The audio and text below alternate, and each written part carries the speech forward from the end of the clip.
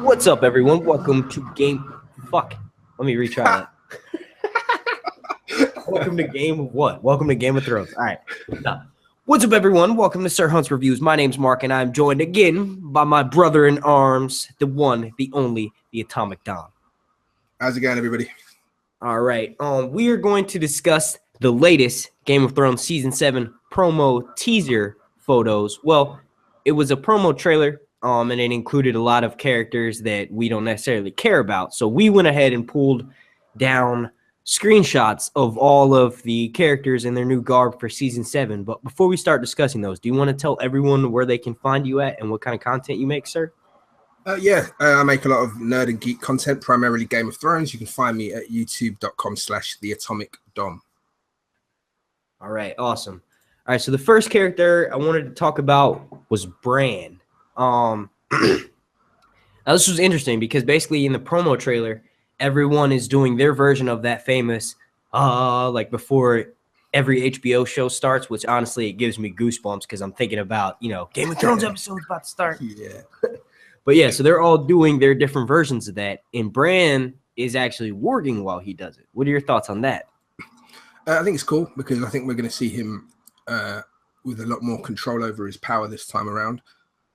He is the three-eyed raven now, isn't he? So it's going to be interesting to see exactly what he wargs and exactly how. I like the picture because also you get to see some of the gear that he's wearing, which is I don't know. What do you make of the gear? It looks very. I mean, it's all black, so it's easy to go. He gets it from the Night's Watch. But what are your opinions on that? Well, I think it's interesting. I think that for one, he's wearing a wolf pelt, which we know, that's like Stark trademark. But also, it looks like he might. I know this is probably like me overanalyzing it a bit, but the top part of his tunic, it almost looks like what Hodor used to wear. You know that gray robe that Hodor used to wear? Yeah, I know what you mean. Yeah, it almost looks like that, and then the bottom half is like a tunic or whatever, like a leather tunic or something. That's crazy. It might be interesting. Like obviously, it won't be Hodor's exact robe, but if that's like maybe his way of the whoever creates the costume, maybe it's the costume director's way of paying homage towards Hodor by having Bran wear something similar to what he wore. But I don't know. It could be overanalyzing. That's not bad. For some reason, it reminds me, and I know it's not. It's not too similar, but for some reason it reminds me of Lyanna Mormont, and I don't know why that is. I think it's just because of the nature of the big fur wrap that he has on, and I know hers is like a dark black, but for some reason it gives me that sort of Mormont feel. But yeah, no, I do like it. It looks real cool. Yeah, as far as what you were saying about him using his powers, I think it's going to be interesting to see how much they've developed. Like we know that Season 7 will likely pick up right where Season 6 left off, but also not everyone's moving in that time frame. So we'll pick up with last time, it was Sansa and Theon. This time we'll pick up with Daenerys and Cersei, and they'll be right where Season 6 left off. But once we catch up with everyone else later on in the episode or later on in the season, some time is going to be passed. And I think the trajectory that he's going with his power usage, I think we're going to see him doing some amazing shit. Like I think he's going to be warging weirwood arrows. He's going to be controlling whites. He's going to be doing all types of shit. Oh man, I can't wait. I mean, everybody thinks that he'll end up warging a dragon. I don't know if he will. I don't know if he will this season, but I mean, it would be cool to see. But I think I'm more interested in his going back into the past/future stuff, because I still think there's some secrets that will be cool for him to uncover and dissect. Because if he gets a real control over those powers, then technically he's the biggest asset to, I'm going to say Jon's side, but whatever side he's on, do you know what I mean? Because he's still kind of up in the air. I mean, we naturally obviously assume that he'll go to the whole Jon King in the North side if he makes it that far, but his purpose also seems like he could have a purpose that's greater than Jon, Daenerys, and Cersei, if you know what I mean. Yeah, exactly. Like their roles are important, but his is even greater. You know what I mean? That's right. Yeah. So he might actually buck heads with Jon in a way, because maybe he has to do something else to succeed. Yeah, maybe Jon is like still looking at him as little Bran, and Bran's like, look, man, you guys might still be up in the air about your role and your destiny, but I know my place is like I was in my Game of Thrones Season 7 theory video for the Starks. I predicted that he would probably want to stay at the wall because he knows he needs to be the first line of defense against the whites, and that Jon would obviously have something to disagree with that in the sense that he wants his brother in Winterfell. Yeah. You know what I mean? Yeah, definitely. Yeah, I see what you're saying there. Like he's going to want him safe with everybody else. But speaking of him being in Winterfell, I don't think that he, like judging by this picture, I don't think that he has, because we would see some sort of like Stark pendant or, something like that. But if he does make it to Winterfell, how insane do you think it would be if he went to the crypts and had a vision down there and we got to see, Yeah, that would be amazing because, I mean, yeah, no, that would be cool. That would be really cool because, correct me if I'm wrong, I don't really remember this, but does Jon know that he's still alive? Because Sam never told him, right? Did he? No, no, Sam did tell him. Sam did tell him. Okay. Sansa knows, Theon told Sansa that Bran and Rickon were still alive. So I'm sure right, Sansa told Jon, you know what I mean? Jon, yeah. Okay, so that's cool. Yeah. So I'm I'm just waiting for that reunion because I mean Bran for me is the most he's the wild card of next season because we kind of know the directions everybody else is going to go and how they're kind of going to oppose each other, but I think Bran's the one that could provide the most entertainment. Yeah, and I think it will be interesting. We'll just leave it at that. It will be interesting to see how that happens, whether it's like a raven that's corresponded, like sent from, maybe people hate the way I say this, but I'm going to say it the way I want to say it. Dolores or Dolores Ed will likely send a raven like, look, dude, your little bro's here at the wall and he's refusing to go home to Winterfell, so you need to come and get him. You know what I mean? Yeah. It'd be good. I mean, the actor did say he was heading south to Winterfell, so it should be interesting. Really? Yeah, it was independent, I think it was. Hold on, I think I've got it up here. Yeah, he says, to me, I think what will happen now is that it appears Bran will head south to Winterfell. Awesome. So that kind of lets us know that, maybe he's at the wall for a little bit, but he ends up making it home. I think Jon's definitely going to send some troops up there to reinforce, especially if he's going to be going north of the wall.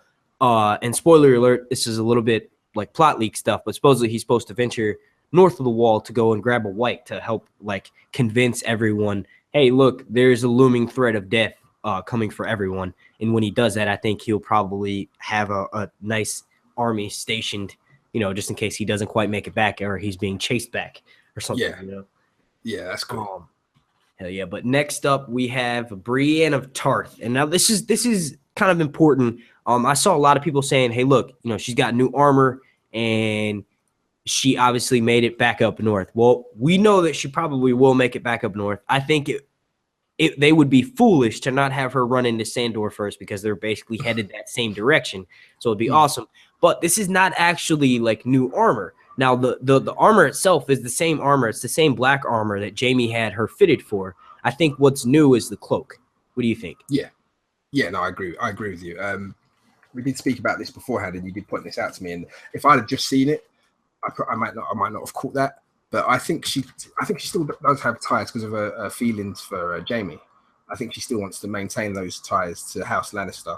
Because I mean, at the end of the day, they did fit her out and send her to go and do what to go and finish Catelyn's wish of finding Sansa. She did that, but she obviously still has those ties. She's now working for Sansa. She still keeps that armor. She's got the new cloak on, but yeah, I don't think there's anything too new about her look. Yeah. Yeah. As far as like, she wants to remain, and not only that, like obviously she still cares for Jaime a lot, but she also it would just be silly to just ditch. It was probably made by one of the finest armor smiths in the land. It's Lannister. He's got Lannister gold backing him. So yeah, it's probably some of the best armor she could have gotten. Like and maybe whatever everyone's newer shit wasn't even as good as that. So she's like, not only does she want to remind herself that yes, Jaime was the one who made it possible for her to still be on this mission, but she also, she needs it. Exactly.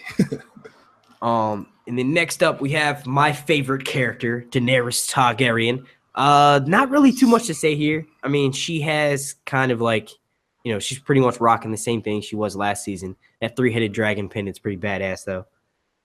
Oh, it's awesome. It's so cool. She just looks finally like a queen. Do you know what I mean? I know she always did kind of in Marine and stuff, but she looks like she's not to be fucked with. Exactly. Like well put together.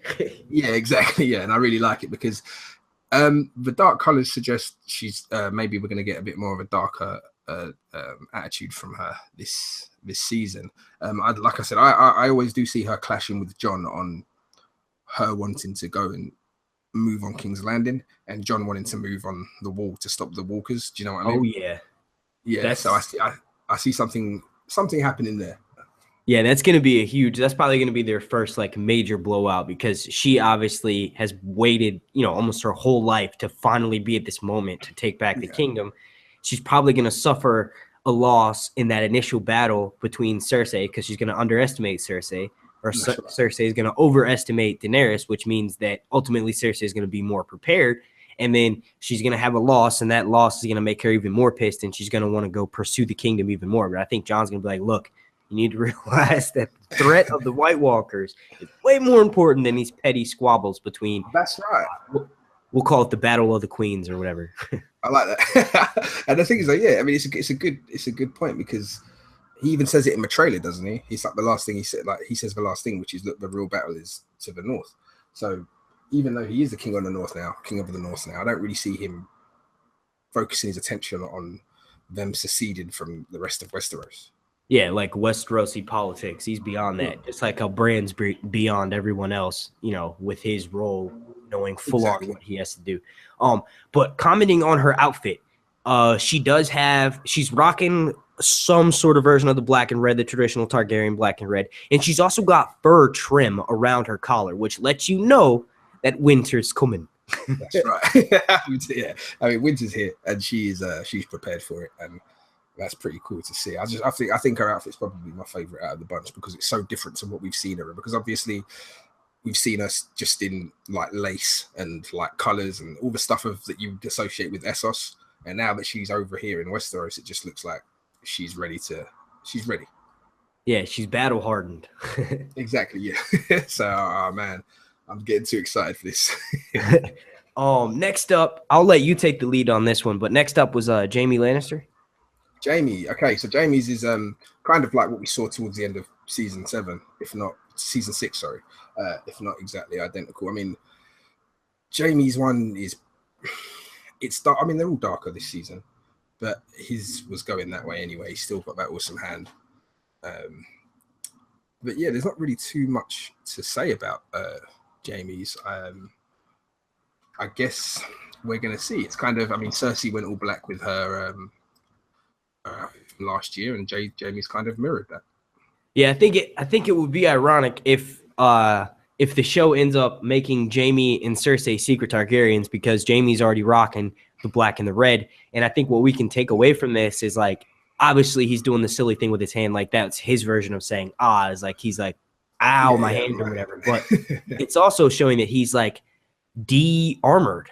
Like he's showing vulnerability almost, you know what I mean? Like, and if we take it as this is how these characters are going into season 6 or going into season 7, it would make sense, because he's seen Cersei at her worst. So when we first see him, he's going to be at his most vulnerable, like, because of how Cersei is. It's almost because Cersei is at her strongest point. He's going to be at his most vulnerable point, because he's going to realize she's insane. So everything that he's known, his whole life, that he thought she was just, I guess, a little crazy, and that's the love of his life or whatever. Now he's going to be in ruin. So it's almost like he's ready to transform. I don't know. Could be reading it too much. No. Yeah. No, I get what you mean. I mean, it's the fundamental difference between Jaime in the books and in the show is that in the books, he knows exactly what Cersei is, and he's had enough of it, and he's kind of done with her. But in the show, there was that scene with Edmure where he reiterates just what he would do for Cersei. And just because she's blown up the sept, I don't see that changing. I think she's going to have to do a lot more to get him to switch on her. Yeah, I think that's a good starting point, though. Blowing up, because killing all those innocent people like that, because that look on his face. But honestly, yeah, like you were saying, man, like their love is kind of beyond that. She needs to do something even more. Maybe once he finds out how she reacts to Tommen dying, like maybe that'll also be another nail in the coffin, where she's just basically emotionless about it, Yeah, exactly. Let's see. Next up is your boy Jon friggin' Snow. Yep, John looking like John. You know, I mean, he's been looking. He just looks a little bit more refined, I guess. Hair's slicked back. Yeah, he's one of the only ones other than Brienne well, Brienne doesn't even have her sword visible, but he does. He's like literally ready to fucking go. He's got his full Stark gear. You can kind of see, I know it's a blurry picture right here, but you can kind of see underneath the emblazoned Stark emblem. He's got his sword, at his hip. He's ready his bastard sword at that. He's ready to go. King in the motherfucking North, son. That's right. You can see Longclaw there and the hilt, and it looks awesome. I mean, it would have been awesome to see a crown for maybe him and Daenerys. I know. Well, here, I'll add one for you. There you go. Bam, bing.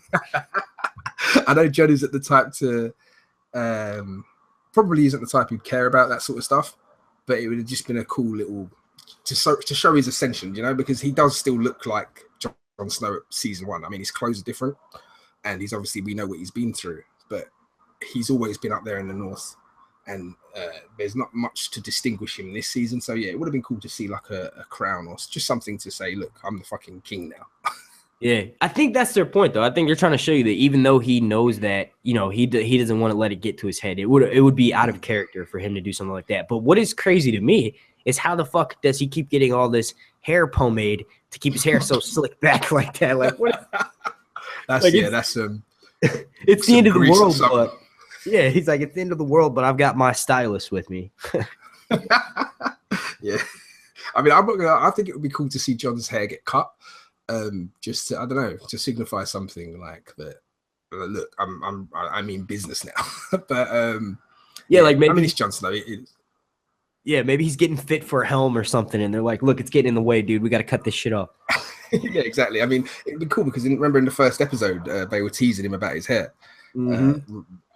Theon. So I don't know. Maybe it'd just be a cool little thing if he cut those curls. But I'm fine with it. Yeah, what does Rob say? Rob says he loves his hair more than. Yeah, he's never met a lady as much as he loved as much as his hair or something. Yeah, and then Egret's always giving him shit like, "You're really pretty, Jon Snow." Exactly. Yes, that'd be. I think that'd be cool. Huh? Got them eager impressions sneaking up on you. Speaking of impressions, I've been wanting to slip this in somehow. I couldn't figure out where, because we don't have a picture of Baelish, but I've been working on my Baelish. If you don't mind, I'd like to. Yeah, go. All right, cool. Sansa's in for a surprise this season. She doesn't know that Littlefinger's. Shit, I fucked up. Damn it. Go. I had it good yesterday. I was doing this live stream when I was skateboarding or whatever, and I was doing it really good. You got the creepiness right. What is it? I'm trying to think of something to say. Just remember, he's your bastard brother. Never trust a Snow. Nice. It's not bad at all. All right, so that's going to be wrapping part 1 of this video up. I want to thank you all so much for watching. Dom, do you want to go ahead and tell them where they can find you at? Yeah, youtube.com/theatomicdom. Come check me out. I do make good videos. A lot of Game of Thrones stuff. I do some other stuff, but mostly Game of Thrones. And yeah, some good stuff. So give me a chance. Go over there and check out my stuff. All right, and you can actually click up here on the video right now, and that'll take you straight to his channel. I am still having the Daenerys Dark Horse figurine statue giveaway for once I hit 10,000 subscribers. All you have to do to enter that contest is like this video, leave a comment down below, and follow me over on Twitter at @Mark_Iretone. I want to thank you all again so much for watching. Have a good one.